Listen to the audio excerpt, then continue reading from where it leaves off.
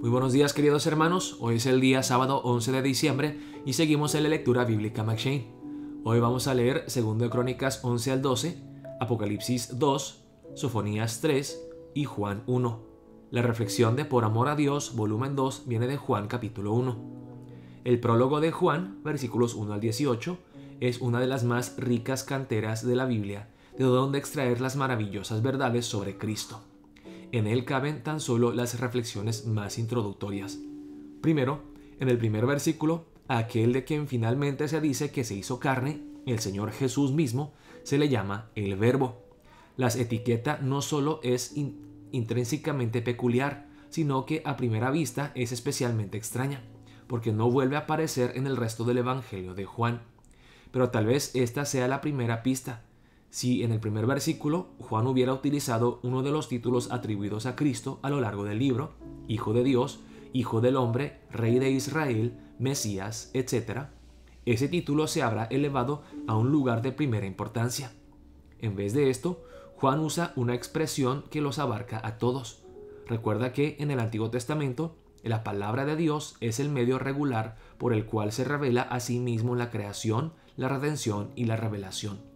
La palabra del Señor viene a los profetas. Por la palabra del Señor fueron hechos los cielos.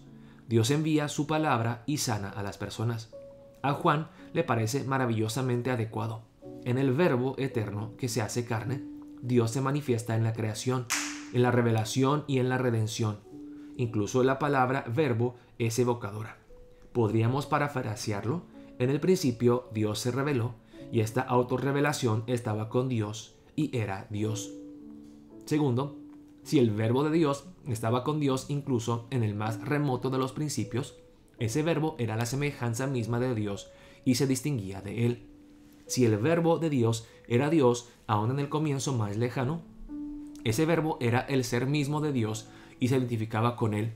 Estas son unas piezas rudimentarias de lo que se ha llegado a llamar doctrina de la Trinidad. Desde el principio, Dios siempre ha sido una unidad compuesta.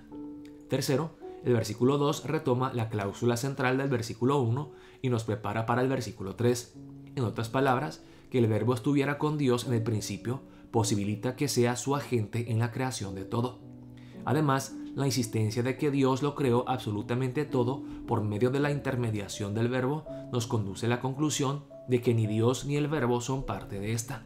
El panteísmo queda descartado, así como cualquier sugerencia de que el verbo sea un ser creado, un Dios inferior. Cuarto, en el versículo 14, Juan declara que el verbo se hizo carne, es decir, un ser humano, y literalmente hizo su tabernáculo en medio nuestro.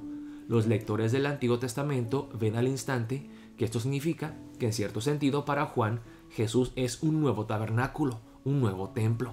De hecho, existe una docena de alusiones a Éxodo 32 al 34 en Juan 1, 14 al 18. Encuéntrelas. ¿Qué significan?